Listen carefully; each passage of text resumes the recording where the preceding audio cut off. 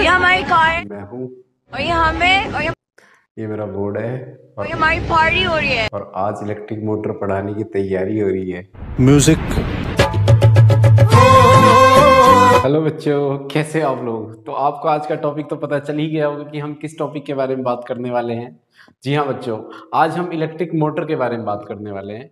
बच्चों, electric motor class 10th का one of the important topic है और हर साल इस टॉपिक से क्वेश्चंस पूछे जाते हैं। कभी कभी तो बच्चों इलेक्ट्रिक मोटर पूरा ही ड्राइव करने को, पूरा ही एक्सप्लेन करने को पूछ लिया जाता है 5 मार्क्स में।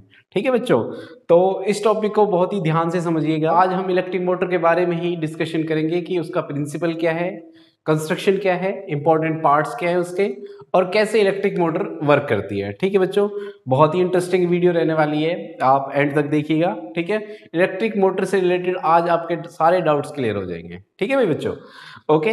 तो सबसे पहले प्रिंसिपल देखते हैं बच्चों, इलेक्ट्रिक मोटर का प्रिंसिपल क्या है।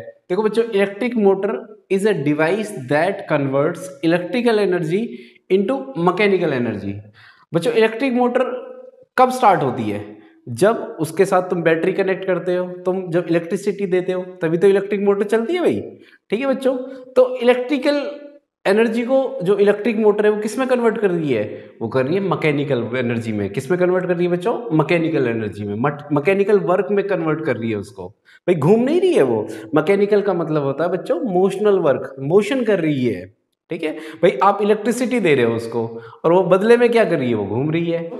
तो बच्चों इलेक्ट्रिक मोटर किसमें, इलेक्ट्रिकल एनर्जी को किसमें कन्वर्ट कर रही है? मैकेनिकल एनर्जी में कन्वर्ट कर रही है। ठीक है भाई बच्चों, बात करते हैं बच्चों इलेक्ट्रिक मोटर की कंस्ट्रक्शन के बारे में। तो पहला पार्ट है इलेक्ट्रिक मोटर का आर्मेचर कोयल। तो आर्मेचर कोयल क्या होती है बच्चों? आर्मेचर कोयल एक रेक्टेंगुलर मेटेलिक फ्रेम होता है। ठीक है भाई, रेक्टेंगुलर होता है ये, और इसके ऊपर बच्चों कंटिन्यूसली किसकी? कॉपर की वायर वाउंड होती है।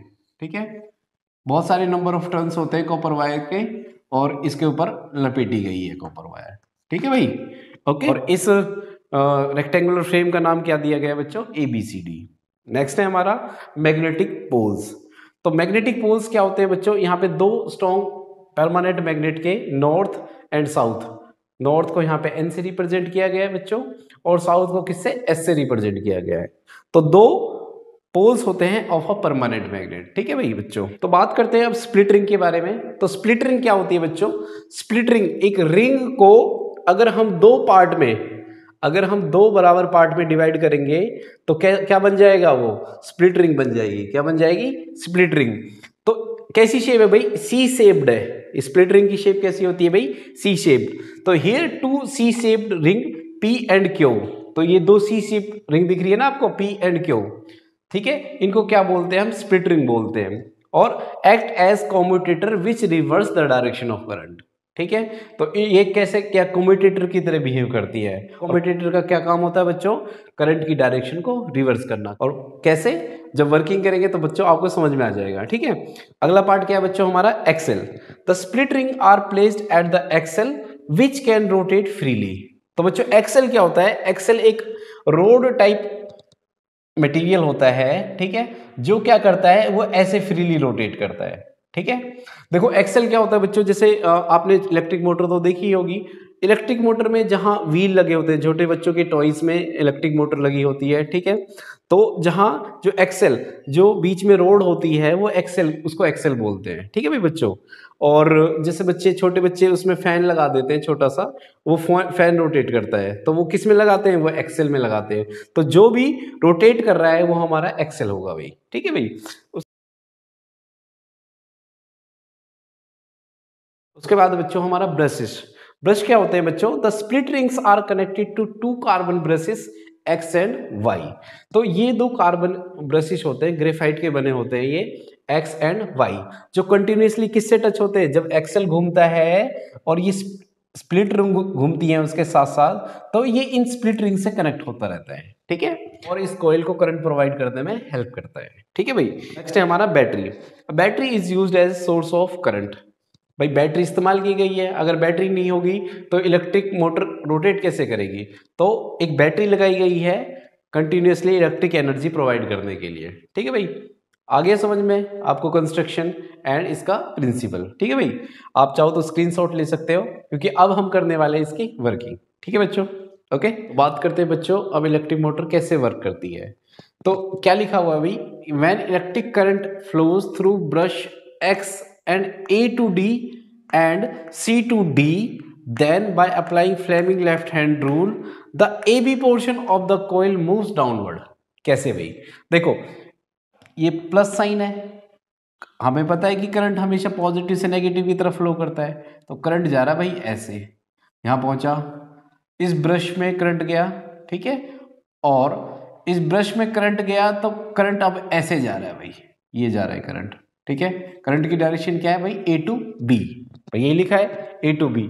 उसके बाद क्या जा रहा है, करंट ऐसे जा रहा है भाई बी टू सी, और देन क्या जा रहा है सी टू डी, ये डी पोर्शन है हमारा। ठीक है भाई, तो करंट इस तरीके से जा रहा है, फिर उसके बाद यहां से होते हुए दोबारा इस कार्बन ब्रश से होते हुए वापस यहाँ पे। ठीक है, तो क्या होगा, applying Fleming left hand rule. बच्चों लेफ्ट हैंड रूल क्या होता है, लेफ्ट हैंड रूल आपने पढ़ा होगा, लेफ्ट हैंड रूल के अकॉर्डिंग ये जो फर्स्ट फिंगर है हमारी, ये क्या रिप्रेजेंट कर रही है, ये रिप्रेजेंट करती है हमारी मैग्नेटिक फील्ड को। ठीक है, और ये जो सेंट्रल फिंगर है ये रिप्रेजेंट करती है हमारे करंट को, और ये थंब क्या रिप्रेजेंट करता है बच्चों, ये थंब रिप्रेजेंट करता है हमारा फोर्स को। किसको रिप्रेजेंट करता है, फोर्स को। आप इसको याद कर सकते हैं, force, magnetic field, current, father mother child, इस तरीके से भी याद कर सकते हो इसको, फादर मदर चाइल्ड। ठीक है, फोर्स, मैग्नेटिक फील्ड, करंट। ठीक है, अब बात करते हैं क्या होता है। देखो जब करंट ऐसे जाएगा, देखो हमें पता है मैग्नेटिक फील्ड की डायरेक्शन क्या होती है भाई, मैग्नेटिक फील्ड की डायरेक्शन होती है बच्चों नॉर्थ से साउथ की तरफ। ठीक है, तो परपेंडिकुलरली इस कॉइल के मैग्नेटिक फील्ड है। अब फ्लेमिंग लेफ्ट हैंड रूल लगेगा यहाँ पे, देखो कैसे लगेगा, देखो पहले सी डी का समझ लो। सी डी में क्या है, करंट नीचे है, ठीक है, करंट नीचे की तरफ जा रहा है, और मैग्नेटिक फील्ड, ये मैग्नेटिक फील्ड है, तो ये मैग्नेटिक फील्ड इस तरफ जा रही है, करंट नीचे की तरफ जा रहा है, तो ये वाली आर्म क्या होगी, ऊपर की तरफ आएगी। क्या होगा, ऊपर की तरफ आएगी। ठीक है भाई, दूसरा अब इसमें लगाते हैं भाई, ए टू बी में क्या होगा, ये आर्म तो ऊपर की तरफ आ रही है, ए टू बी आर्म में क्या होगा, देखो भाई ये हमारा मैग्नेटिक फील्ड है, देखो यहां से लगाओ, देखो हाँ ऐसे, ये हमारा ये मैग्नेटिक फील्ड है, इधर जा रही है भाई। ठीक है, ज्यादा मत करना, उंगली टूट जाएगी भी। ठीक है, इधर मैग्नेटिक फील्ड जा रही है, इधर हमारा करंट जा रहा है, तो मेरा थंब किस तरफ जा रहा है, मेरा थंब अंदर की तरफ जा रहा है बच्चों। किस तरफ जा रहा है, अंदर की तरफ, तो इसका मतलब ये वाली आर्म तो अंदर की तरफ जाएगी। ठीक है, और ये वाली आर्म क्या होगी, बाहर की तरफ आएगी। ठीक है, तो कुछ और डिटेल में समझाने के लिए मैंने आपके लिए एक देसी जुगाड़ किया हुआ है।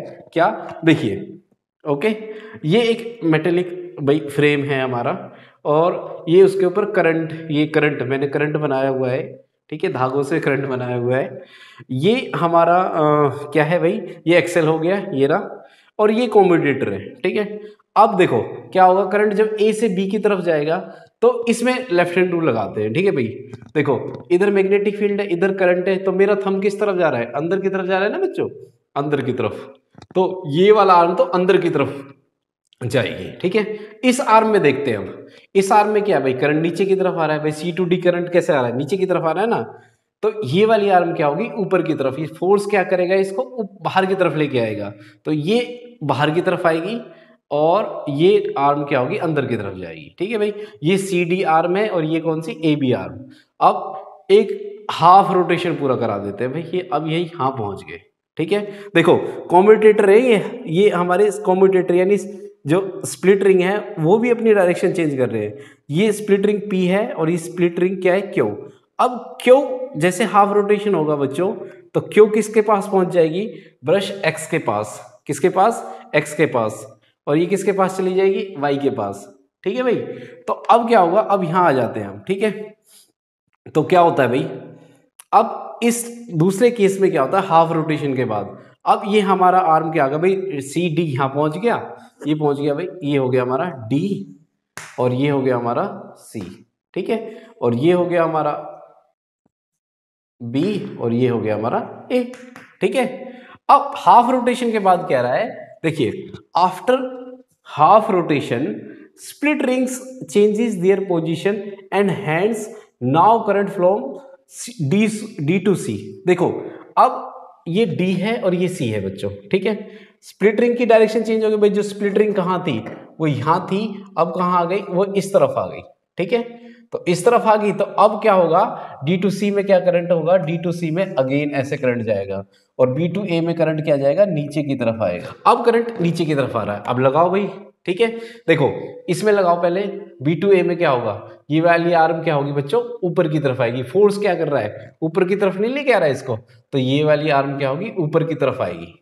ठीक है, और ये वाली आर्म क्या होगी, फिर अगेन इसमें लगाओ भाई लेफ्ट हैंड रूल। ठीक है, तो लेफ्ट हैंड रूल के अकॉर्डिंग क्या होगा, ये वाली आर्म कहाँ जाएगी, थंब कहाँ जा रहा है, नीचे की तरफ जा रहा है भाई। कहाँ जा रहा है, नीचे की तरफ, तो ये वाली आर्म क्या होगी, नीचे की तरफ जाएगी। ठीक है, और ये वाली आर्म क्या होगी, ऊपर की तरफ आएगी। समझ में आ रहा है नहीं। और ये स्प्लिट रिंग देख रहे हो ना आप, स्प्लिट रिंग हर बार चेंज कर रही है।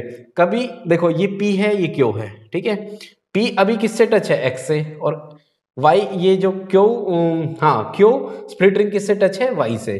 जब ये हाफ रोटेशन करेंगे तो अब क्या होगा, अब स्प्लिट रिंग कहाँ पे, स्प्लिट रिंग Q यहाँ पे आ जाएगी और P किस तरफ चला जाएगा, उस तरफ चला गया, नहीं चला गया, इसलिए करंट की डायरेक्शन चेंज हो जाती है बच्चों। समझ में आ रहा है नहीं। ठीक है, तो करंट की डायरेक्शन चेंज होगी, इसलिए कॉइल क्या करती है, हमारा कंटिन्यूअस रोटेशन करती रहती है इस तरीके से। समझ में आ रहा नहीं, यही लिखा है देखिए, after half rotation the split rings change their position, hence now current flows D2C।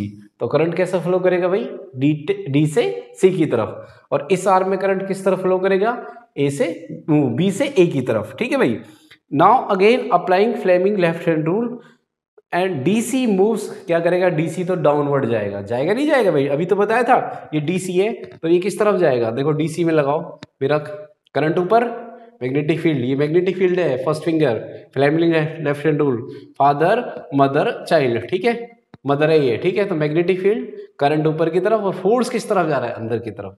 ठीक है भाई, और इसमें देखो उसमें B2A में क्या होगा भाई, B2A में ये देखो, B2A में क्या होगा, B2A में करंट नीचे की तरफ जा रहा है। ठीक है, मैग्नेटिक फील्ड इस तरफ जा रही है, तो फोर्स किस तरफ है, इस तरफ। ठीक है, तो इस तरीके से कंटिन्यूअसली रोटेशन चलता रहता है। ठीक है, तो ये थी बच्चों इलेक्ट्रिक मोटर कैसे वर्क करती है, समझ में आया।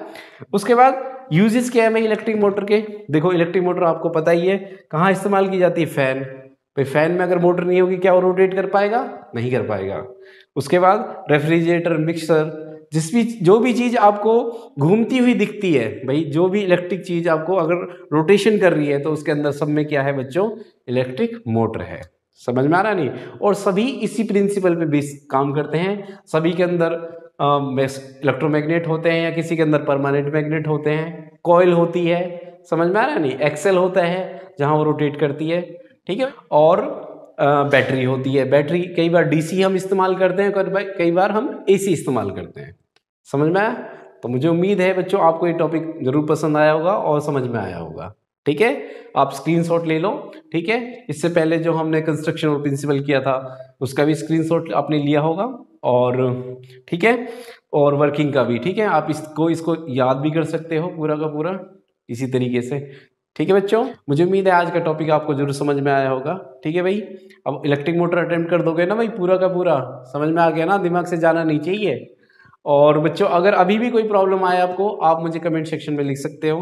ठीक है, और या फिर आपको कोई टॉपिक समझ में नहीं आ रहा है, आप उसके बारे में भी बता सकते हो, मैं उससे रिलेटेड वीडियो बनाने की जरूर कोशिश करूँगा। ठीक है बच्चों, ओके, गुड बाय।